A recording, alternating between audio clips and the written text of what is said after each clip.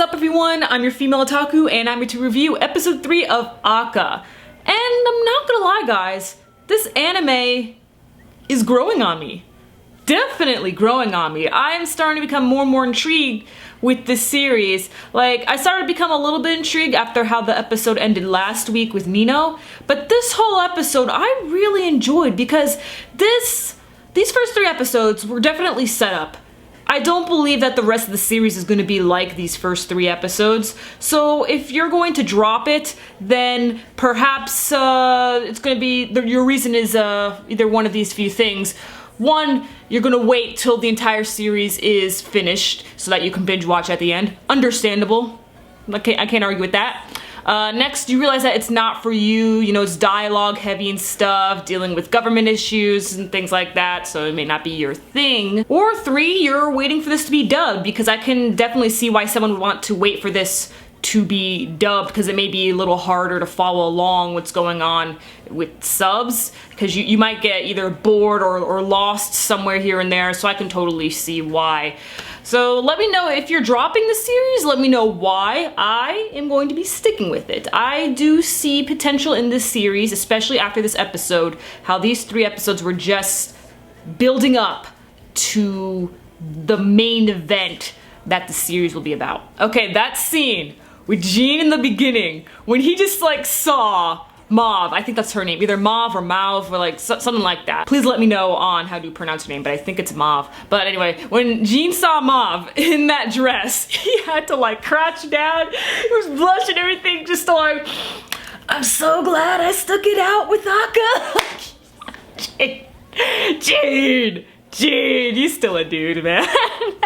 So we meet Prince Xuan, voiced by Mamoru Miyano, of course. Prince Xuan is the grandson of the current king, and you know, when the king retires, then the prince will be the new king of the nation, and the prince wants to disable a bunch of stuff. He wants to disband ACCA, he wants to disband a bunch of councils. Like this guy, he's gonna turn this country into a dictatorship. So this is the reason why Mauve called over Jean for a engagement business meeting, however she wanted to put it. And Mauve wanted to team up with Jean, and she most likely knows, since she like studies everyone in ACCA, she most likely knows that everybody is looking at Jean, thinking that he's the one starting the coup. So this is probably why she had this meeting with him, to not only prove to herself that he's not the one starting the coup, but also so that he can prove himself to everybody that he isn't starting this coup, because she wants to partner up with him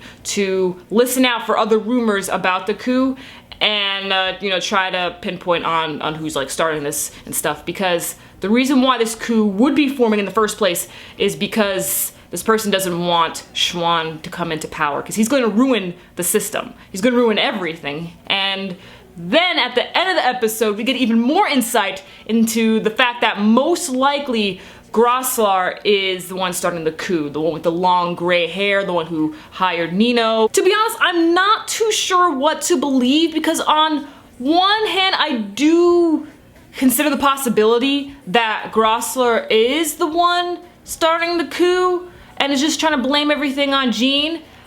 But on the other hand, I also still believe that maybe Jean actually is the one starting the coup, and the reason, I have 2 reasons why. First off, we still don't know why he's sticking it out with ACCA. No idea. 2 is the fact that when he was finally told about the coup, he wasn't surprised or anything. You know, Jean doesn't show much emotion ever, so when people kept bringing up the coup to him, he was like, oh, really? Huh. Continues smoking and stuff, and then, you know, when his buddy on the balcony told him about, you know, Grosslar and how he's gonna pin the blame on Jean and stuff, Jean still didn't seem worried. He was really calm about the situation.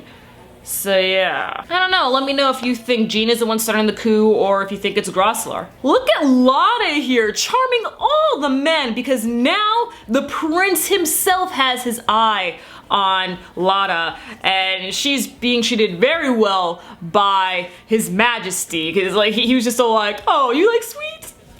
I'm of all the sweets you want. And it's just like, oh my lord, Lata, you are getting in good. So that was this episode. Gene finally knows what's going down. Question is, what is he going to do about it? Not only that, but Nino also knows that Mauve knows who he is. So question is Mauve going to tell Gene about Nino, or is Gene going to try to speak to Mauve a couple more times, making sure that she's gonna keep it, you know, on the down low? I don't really know, but the setup is here and we are probably gonna get our payoff real soon. So let me know your thoughts on this episode and catch me later as I upload a top 10 video. I'm your female otaku, sayonara.